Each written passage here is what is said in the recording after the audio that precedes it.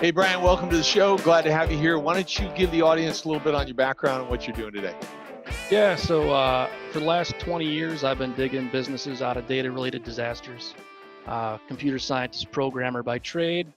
Started a couple companies. They've done pretty well, and you know, just putting out fires. So what's your main passion? I mean, what space do you work in? So we kind of have. I'm associated, and I work kind of for two companies right now. I'm the CEO of a company called Gill Incorporated, which services primarily SMB out of data-related crises of primarily lost data, like a server crashed or, you know, an executive's laptop or desktop hard drive started clicking, or sometimes just human errors. Those types of normal data loss situations. And about 4 years ago, we started a sister company called Gillware Digital Forensics, which has recently been rebranded to be Tetra Defense. And that company primarily services enterprise, kind of 500 employees or up are typically their clients. So are you really like, frontline company? We talk about our frontline people here in this COVID crisis.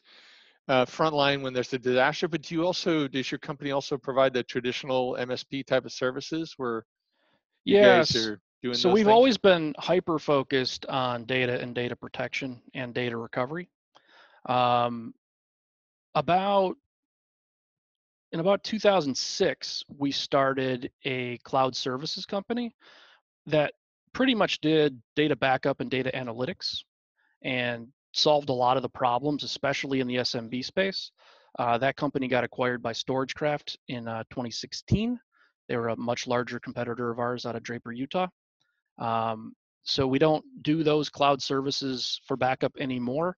But then on the incident response and cyber incident response side over at Tetra, they also offer more CISO as a service. So this is the theme. You know, we start as the frontline defenders. We get the call when the building is burning, the server is crashed, the data is gone, the ransomers have encrypted 600 desktops and laptops and servers, and the business is shut down. So that's usually when we get the first call. And then we always look. The next question out of our clients after these disasters is obviously, how did it happen? What did we do wrong? How do we prevent it in the future? And we have always tried to answer that question effectively. And over at Tetra, they're starting to do more of the security monitoring, CISO as a service, continuous advice over there. Okay, so you're getting called in. Are you getting called in by companies themselves, or are you getting called in by other MSPs who need your specialty? How does that work? Usually other MSPs or insurance companies.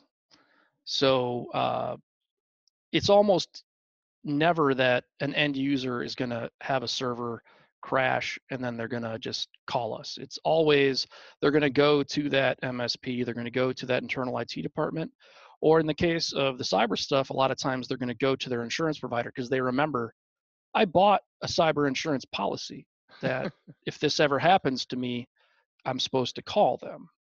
And so usually we get tagged in as a referral from another IT provider or insurance company. So I'm not familiar with the cybersecurity policies, and probably a lot of our audience is not. How do those typically work? Do you think they're a good value? What makes them successful Yes. for companies? Well, I would say any company that has small business insurance should have a cyber policy rider or supplemental part of that insurance policy. It's the same granularity. If you're not big enough to need insurance, then you shouldn't have one. If you're big enough to need insurance, you should have that cyber because it's going to add 10, 15% to your premiums, but it's actually going to protect you from one of the most real, tangible threats. Like a lot of times we have this insurance and it's like, yeah, if my house burns down, well, what are the odds that my house is going to burn down? It's not that high unless I'm out in California and in this type of zones. If you're here in Wisconsin, I think the odds are probably less than 1 in 50,000 or something, right? That the house is just going to burn to the ground and you're going to cash in on that policy. This cyber stuff, it's like a 1 out of 3 right now. Oh, wow. There's tens of thousands of these attacks happening to small businesses on a weekly basis here in the US. It's been a $6 billion problem, I think, in 2019 is the number that I hear thrown around by a lot of other security researchers as far as how big of a financial problem it was last year. And for some of the small businesses that I'm passionate about helping, it can be a killer. Even with insurance, you might not survive the penetration. I mean, we had a client that was a accounting firm, and they didn't make it. All those accountants have jobs doing accounting other places, but that company and that brand died because they had a terrible breach. The bad guys were on their network for about 6 months, and they had Ooh. stolen all the data, and they had filed taxes with small refunds for all their clients. And all those tax refunds had got rerouted by the U.S. Postal Service to a PO box in Florida, because they had also filed change of addresses with all those folks, like right before they filed those taxes for those people. So you're going to pick a different accountant. You're going to pick a different tax professional when you have that experience, right? You're not going to stick with that company. So Yeah. that company didn't survive the incident, even though they had cyber insurance, and we went in and got them the stuff back. But some of these events are unrecoverable. Now, what's the typical cause of these events? So, do you find, like in that case, or maybe some of the other cases, the company does not have an MSP who's really monitoring and installing security and or training their staff, or where are the gaps that people are getting through, the criminals are getting through? Well, it's usually, again, it's a really hard question, but the commonality is they didn't spend enough money on MSP to either buy the right equipment or configure it properly. And then in that particular incident, I think it was an executive that was trying to work remotely in the height of tax season about this time last year, and that person subverted their MSP and said, "Listen, like, I need to do this. Punch a hole in this firewall for me so I can do this stuff from home." And was confused by, I can't remember the exact nature of the exact pinpoint, but sometimes when you're an MSP and your boss, the people paying your bills, are these uh, older executives that might not be incredibly tech savvy, and they want the IT guy, the MSP says, "Listen, like, we need to do this, this, this, this, and this." All of those things either have a cost or they add slight inconveniences or slight bit of confusion to some previous process that wasn't as secure. And those inconveniences and that money are the price for that increased security. And if those executives don't understand that, they can get in the way. I can relate to that because several months ago, I don't know, at least 3 months, 6 months ago, I guess what I was doing was using my laptop in a mall on a Wi-Fi, and somebody got into my stuff and sent Jeff, my son, who manages payroll and stuff, an email supposedly from me that said, it told him to change my direct deposit information. And fortunately, he's a skeptical guy, so he questioned it, kind of went back and forth with the person. And as he went back and forth, their English got worse and worse. And then we knew what was going on. And so I just, changed all the passwords, shut them out. Fortunately, they'd only been in for, I don't know, a few days, maybe a week. I don't know what it was, but they had moved Well, pretty yeah, quickly. and the public Wi-Fi it's convenience, but it's super easy for a bad guy to just go sit out at McDonald's, make a little internet Wi-Fi signal and call it McDonald's free Wi-Fi. You can just do that. And if you're not careful, again, like when we go to like gmail.com, that's not an IP address. There's this thing called DNS that takes that Gmail and then does a DNS lookup and says, oh, that's this IP address 1.2.3.4. Okay, great. Like that has to happen.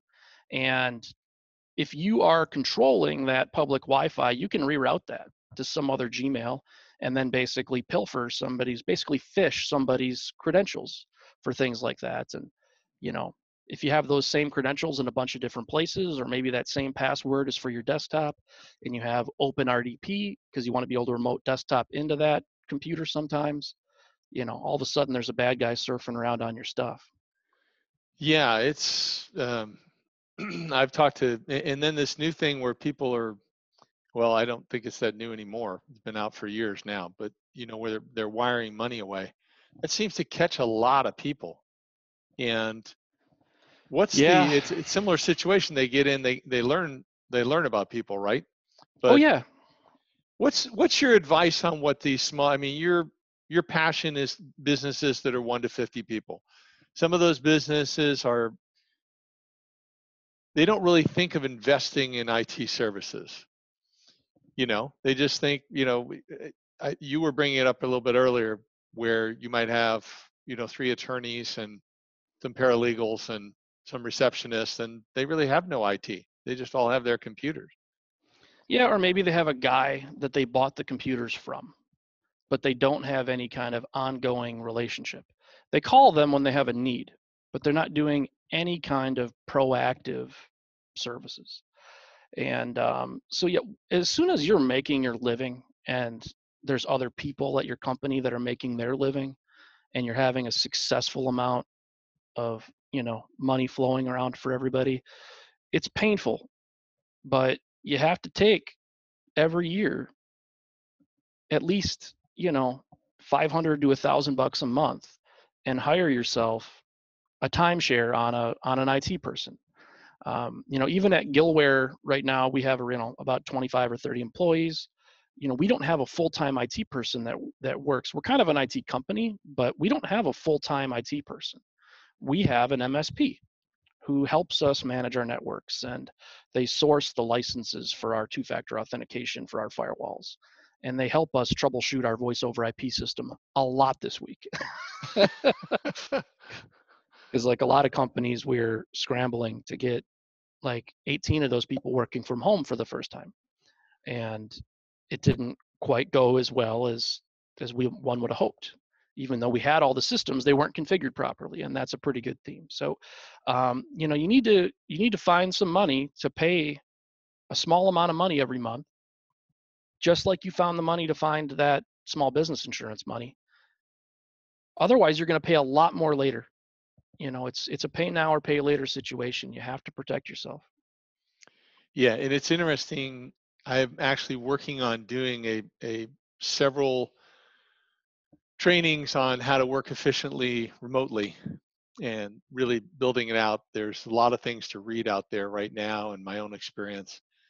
And one of the things to come up is that if you do this right, working remotely, and then having times where the group comes together, it does free up some budget for you because you can save on office space and related expenses for you to do some other things better, such as how you're managing your IT and maximizing it. I am curious though, what are the biggest messages that you would like our audience to hear on how to avoid having to use that insurance? Yeah, I mean, so first off, it's hire a really good MSP, and I would say maybe 1 out of 20 American businesses between like 5 to 20 employees have a what I would consider a good MSP. They maybe have a loose relationship with somebody that's not all that great because he was the cheapest or she was the cheapest option, right? Yeah. You know, that's where it starts, and by understanding at the executive level, hey, listen, we need to spend some money to protect ourselves, and nobody wants to spend money on anything, and executives, everybody wants to have your business be as profitable as possible, but you have to spend some money and you have to go into this with the right intentions. You're not going to hire the cheapest MSP, and if you hire the right MSP, they're going to come in and they're going to have kind of a homogenous product stack. They're going to use this for that, this for that, this for that, this for that, and this for that. And they're not going to really care what you did before.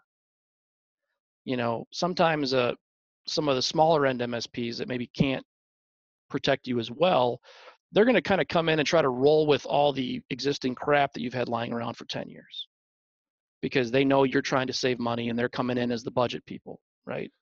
And a lot of the higher end MSPs are going to come in and they're going to say, David, that like server that you've got sitting in the corner for the last 12 years running Windows 2003, where you have all your CRM on it, all that crap's getting thrown in the garbage. We're going to move to Salesforce and we're going to migrate all that up to the cloud. And you're not going to have much of a say in it. They're not going to care. And if you do have a big problem with it, well, then you're not going to be their client. Yeah, and they're going to be that strong. Because they're going to know and they're going to have a staff of dozens of people that are trained as experts on how to configure that particular stack. They don't have the budget. Nobody has the budget and time to be experts at 400 different technologies, right?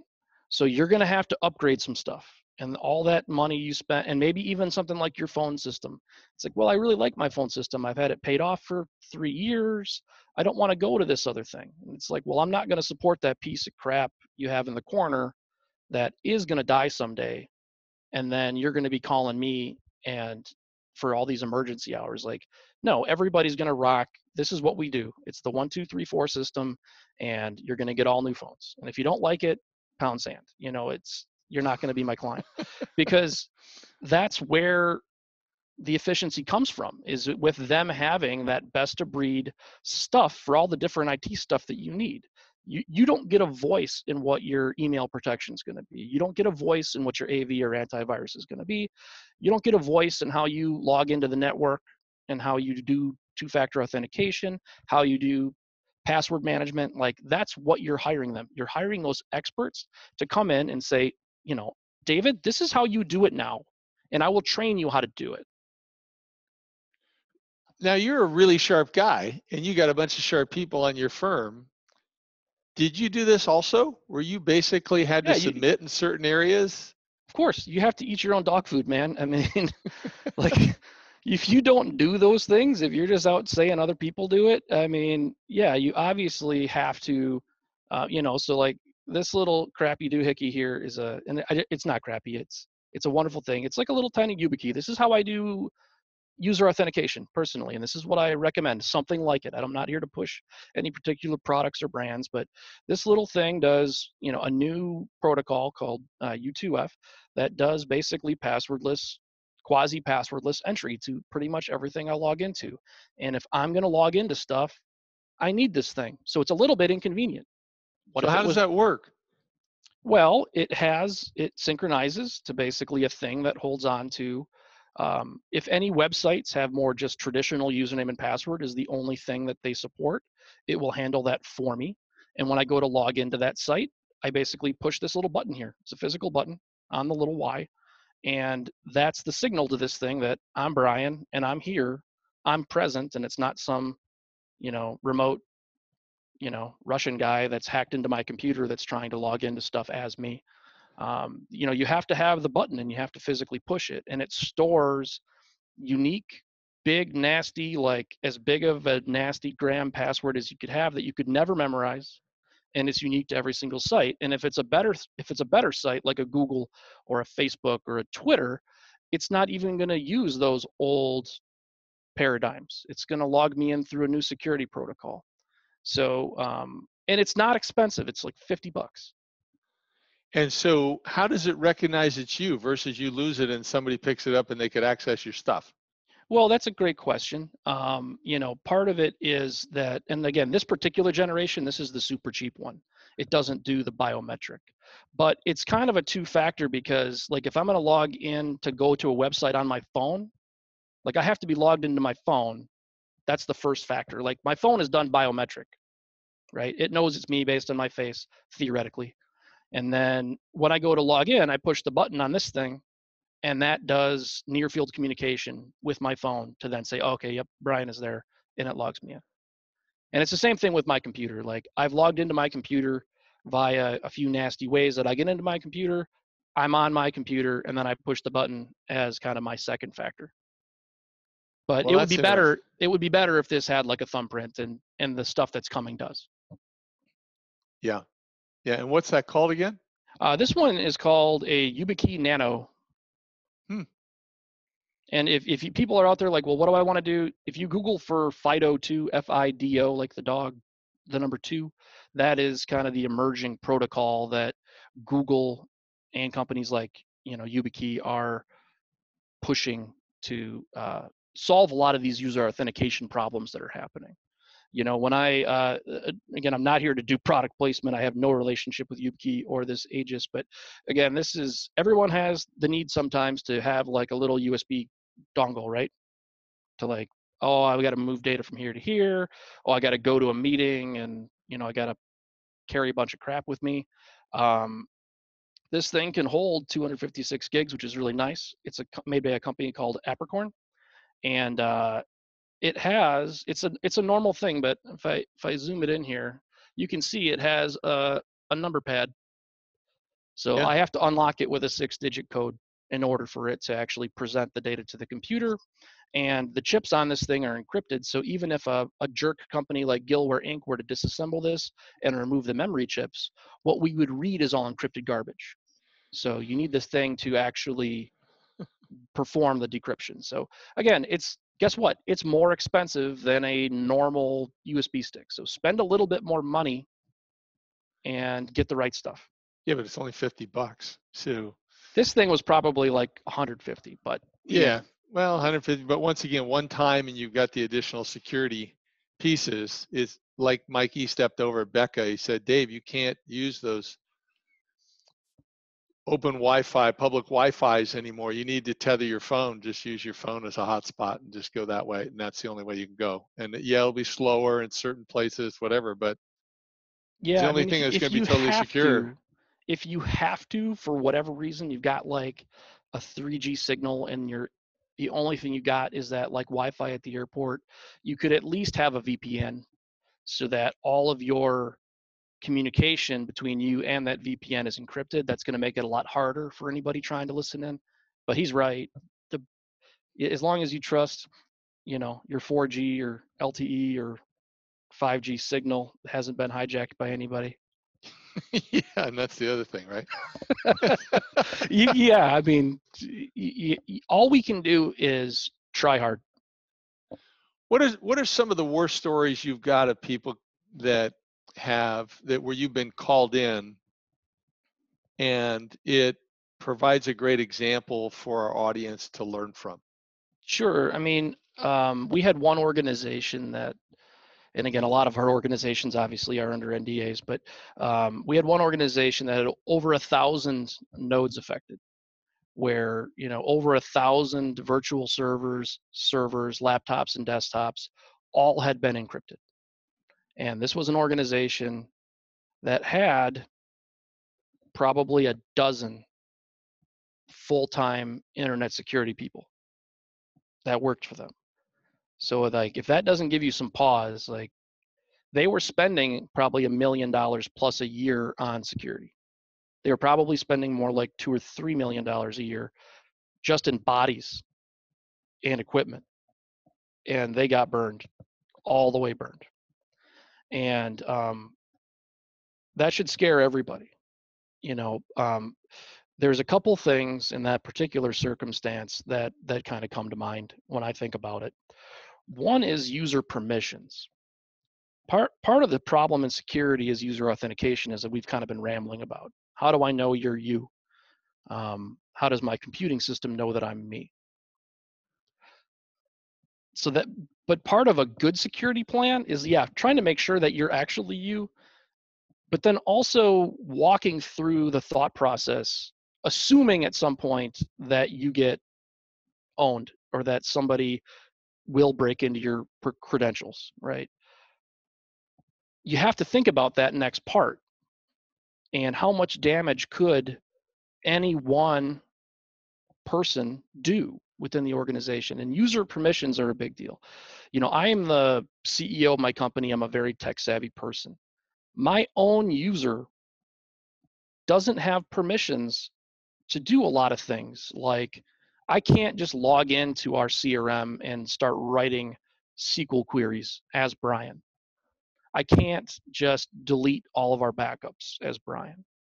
I can't go into our accounting data and open up our accounting information because I've locked down my own permissions, even though it's my company. I'm adding myself that additional inconvenience if for some reason I have to get in to the accounting information, that I'm going to have to talk to my IT guy, and he's going to have to open that up for me, or I'm going to have to get on the horn with my controller, and we're going to have to do a screen share and walk through it together. You can't have any of these super mode, God mode users. Is kind of one thing that comes to mind. Another thing that comes to mind is auditing those backups, because nobody in the history of man is ever going to pay a ransom if you have all that data backed up. And you can bet these companies that spend millions of dollars in IT every year, and IT security every year, you can bet they had disaster plans. And some of these disaster plans were 300 pages of information. But Glad I don't have to read it. but nobody does. And it's not going to help you when the building is burning. That's a lot of times at these bigger enterprises, or even the smaller enterprises, they'll work with an MSP and they'll make me a disaster plan.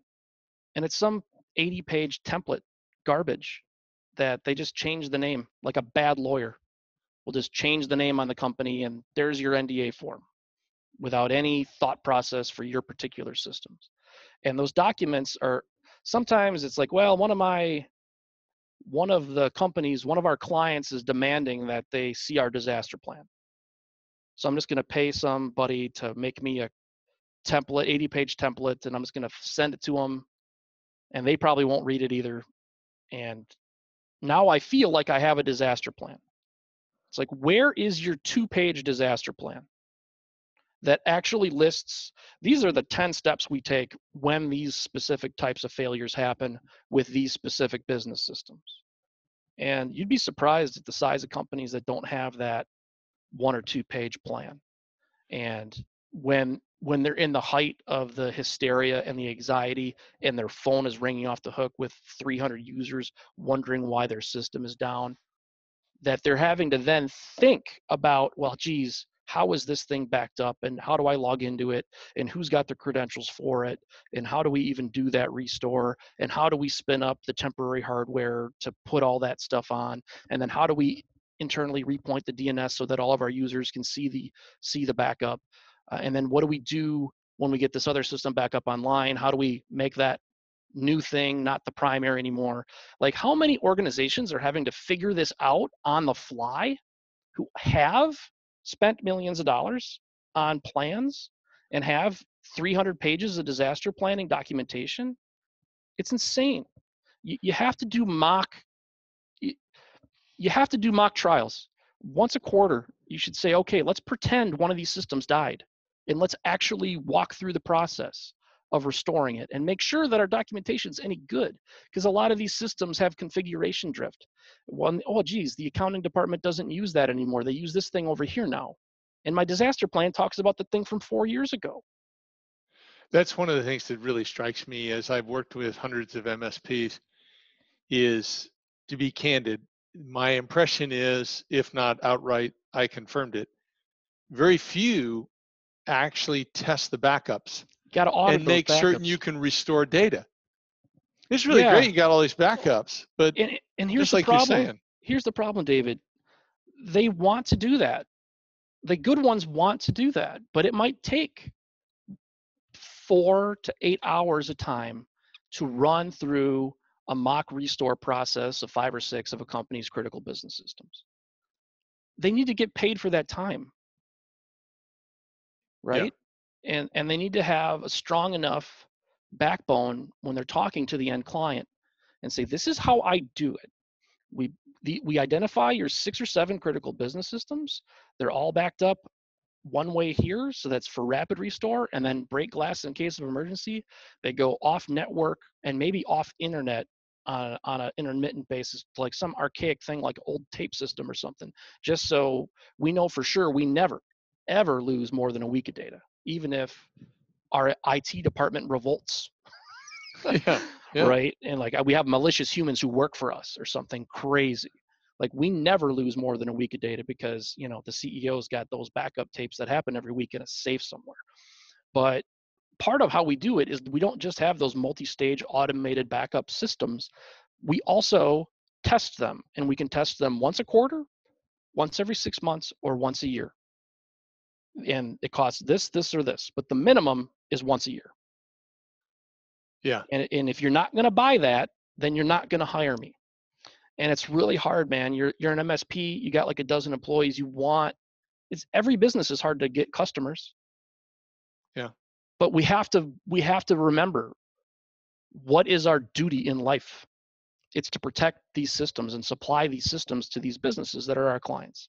Yeah. And we can't turn our back on that for that one client who, yeah, that all sounds good. I like you. I want to hire you, but I need you to do these other 5 or 6 weird things, and I'm not going to pay you for that automated auditing of my backups. Like that seems like a waste of money to me. It's like, Yes. And so many of them try to just bundle it in, but never get to it. So they make the promise yeah, that's worse. that they can trust it. They don't talk about it specifically where we're going to actually do this quarterly, biannually, or annually. Well, you know, and I talk to a lot of MSPs, and the good ones will have an annual meeting with their clients, right? Where they sit down and they say, okay, David, this is what I did for you this year. This is what it costs. This is what I recommend for the next year. And oh, by the way, you know, page 3 of my presentation is here's the 4 times we audited your backups. They were complete. You can see here, Gary himself, you know, did it. It took 3 hours from start to finish to get all of your critical systems back up and running on those Amazon nodes. The only thing we didn't do is we did not repoint your internal IP addresses. So we didn't, you know, none of you guys actually saw it happen, but we got all 7 of your critical systems from start to finish up in 3 hours. And they make it part of their annual justification, right? Like, what have you done for me lately? Why, you know, because if you're not careful, a lot of times these businesses, you know, maybe right now we're going through COVID, there's a lot of executives that are looking around, how do we cut costs? Well, geez, we spent how much on IT last year? This guy down the street will do it for nothing. Well, that annual meeting where you say, is he going to come in and show you that they audited your backups every year? You know, and you might lose the client anyway, but to me, that's how it's done right, is putting it in at a minimum level and then using it to retain your clients, because it's a legitimate value add. That you're right, there's a lot of MSPs out there that get real lazy about auditing those backups.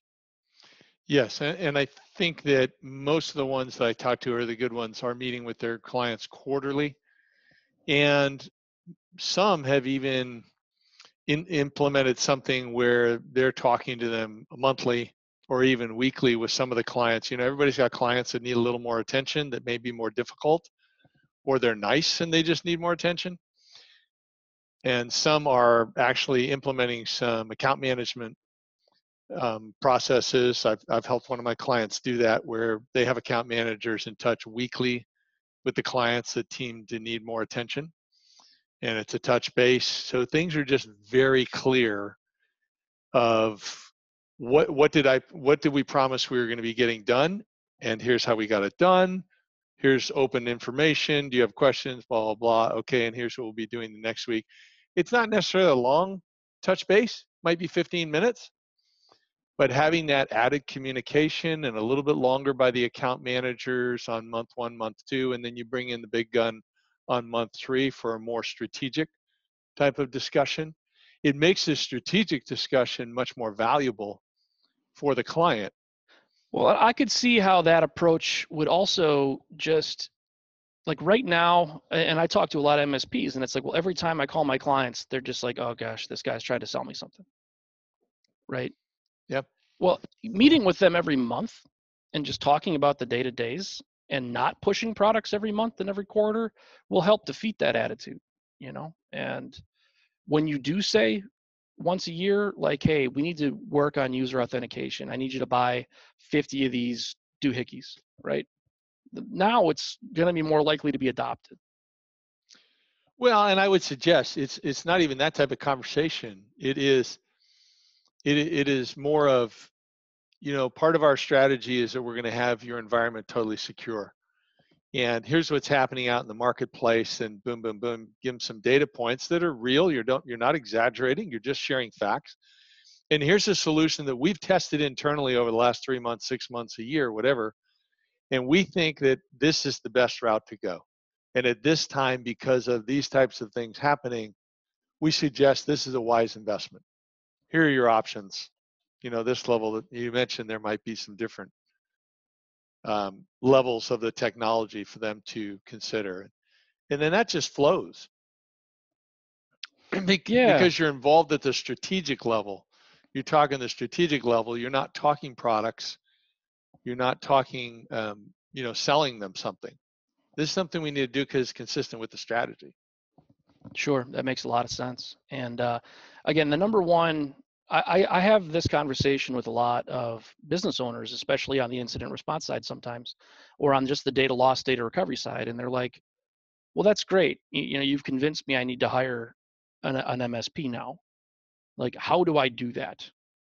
Right? Because it's the same type of problem as hiring an IT professional to come work for you full time, but you're not armed. You've never interviewed one before. You don't know the questions to ask. You don't know what you want to hear when you ask those questions, right? So again, if you're finding that at the end of you're listening to us chatting about this and you're like, well, how do I hire an MSP? Well, the first thing first is I would ask them a bunch of technical mumbo jumbo, and maybe you don't know the answers to all these things, but I'd want to see hopefully their annual meeting notes or their quarterly meeting notes with their clients. And I don't want to give them like 2 weeks to get that back to me. Like a, you know, send me one of your quarterly meeting notes, one of your recap meetings with your clients, and send it to me in 5 minutes. Like, don't give them any time to type one up. And hopefully all they have to do is log in, remove the client's personal contact information up at the top, and then send. If it takes them 5 days to get you that means they're not doing it. And again, you want an Good MSP that's point. going to meet with you frequently. Um, Ask them what RMM they're using. So a lot of these MSPs are using some pretty archaic methodologies for how they're trying to manage these 200 or 2000 desktops and laptops. The good ones are going to have an RMM that's kind of it's just you don't need to know what it is, but it's a system that lets them efficiently roll things like security patches out to 2000 desktops, right?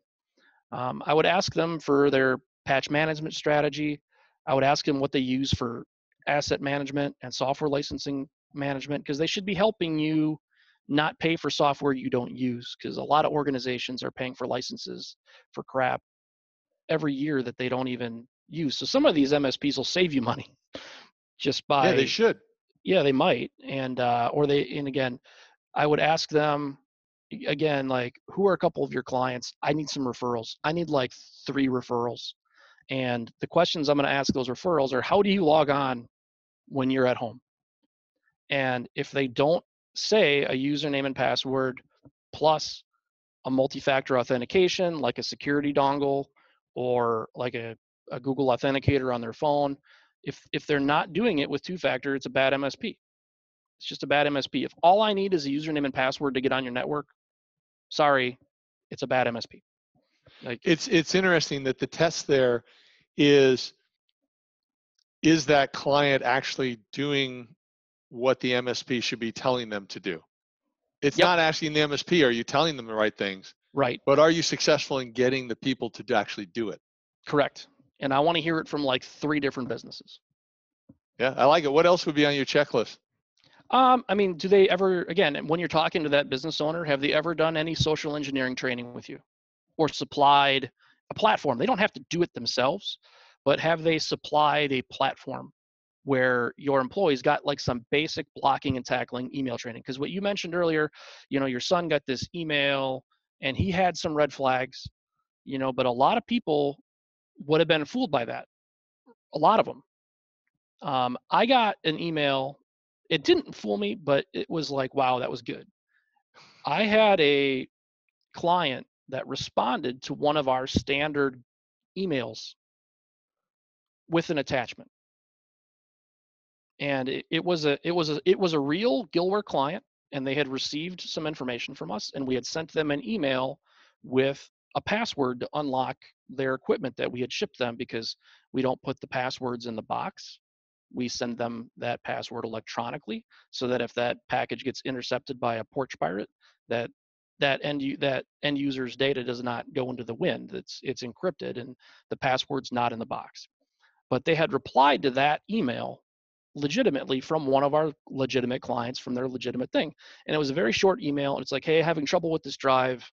I've got, I took I can't remember if it was like a picture or whatever, but they had a zip file that they wanted us to open.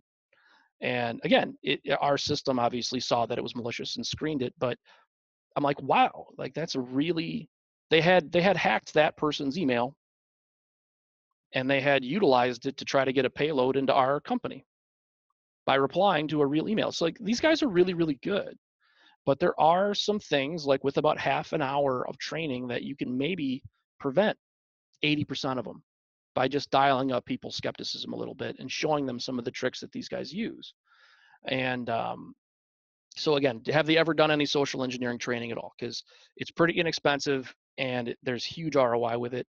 And then again, I would ask them, like, what email suite of security are they using? What AV suite is on all of these computers? Because you can't rely on Microsoft to provide email security, even though a lot of us are on 365 these days. Right. I mean, Microsoft, and I'm not here to trash anybody, but the amount we have there on the O365 side of things, we have it dialed up like all the way to the top. Like, we want our security at 100 out of it, like, meaning, like, if there's any doubt, just don't send it to us, and we're gonna risk our clients not communicating with us effectively sometimes. And if a client complains, like, hey, like, I didn't get that, or I sent you that email, didn't you get it? Like, we'll have to manually go in and whitelist it. The amount of fake O365, hey, your account is full, hey, your email archive is full, click here to authenticate, or you need to change your password, and it's like got Microsoft's freaking logos in it. The amount of that crap that slips through is insane. And you would think Microsoft would say, well, they got the Microsoft logo in there, and they're claiming to be O365, and the real email address is like some Pakistani email address. Like, maybe I should not send this one. Like, they're bad at filtering their own platform. I mean, so again, you have what suite are they using? Because you need to fight the stuff with tools, and again, a good MSP is going to have that email security suite for all their clients, not just the ones that decided to pay for it, because they are going to have that backbone to say, well, David, you don't really get a say in what we use. Like, we're going to rock this Sophos antivirus because it's the best, and yeah, it's more expensive than some of these other ones, but it's the best, and that's what my clients use, and that's what my people support. Yeah. So again, that's a bunch of stuff to think about, but the number one objective, I think, is it has to start at the top.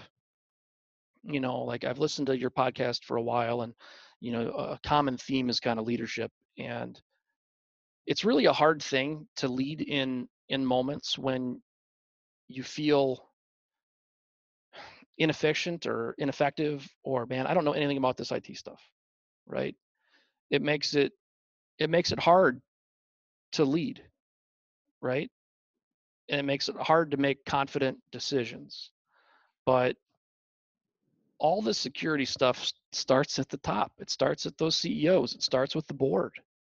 And if they don't have that emotional commitment to security, then they're not going to even make the proper budgeting decisions to Yeah, affect and also, all. like anything else, the CEO, top person, has to be a role model for what you want the company to do. So how can people get a hold of you? This has been really good. I think we've touched on some really great points for our audience. How can people get a hold of you if they're thinking, I want to make certain I got Brian or his team in my back pocket in case I run into a problem? Yeah, hopefully none of your listeners ever need to hire us. But so if you ever, again, if you find yourself in a more traditional data loss situation, maybe your cell phone goes in the ocean or a toilet, or maybe your laptop, now that you're working at home, starts clicking and you didn't back all your data up, or maybe you had a bad MSP that wasn't backing up your server and that thing dies. We're at gillware.com, Gillware. I'm Brian Gill, and you can just Google Gillware Brian Gill on LinkedIn, and I'll pop right up. Please connect with me. I'd love to be in your user's back pocket, your listener's back pocket. If you are thinking about if you're more on the enterprise side of things, and you're like, geez, like I want to get our larger enterprise better at security, or maybe there's a new government uh, piece of legislation that's come out recently that's trying to get companies that service the defense sector better at security, and you're starting to get some of your clients are starting to demand a bunch of information about how you are doing security. So you've got a catalyst there, like I'm going to lose clients if we don't button up our security. Then you want to just head over to tetradefense.com. There are some wonderful self-guided assessments you can do that are complimentary. You will need an IT person there with you. So if you're on the executive side of things, you are not going to be able to answer the 47 questions we're going to ask in a lot of this stuff. So you're going to need your IT guy or your MSP with you. Cool. Well, that is great. Thank you so much for being with us, Brian. I really appreciate it. I think we got some good info for the audience. David, I enjoy the show, and I just think what a tremendous value, what a wonderful thing. Like, I wish when I was starting my businesses like 20 years ago that there were podcasts like yours where if you just go back and listen to like the last 20 podcasts, you had people talking about, leadership and marketing and PR and crisis management and, accounting and I mean, obviously internet security stuff. I mean, what an amazing primer, I mean, just take 20 hours of your life and just driving around, so thank you for the service, and I enjoy the show. No problem. Well, thank you very much, Brian. You have a good one. Yeah, you too, buddy.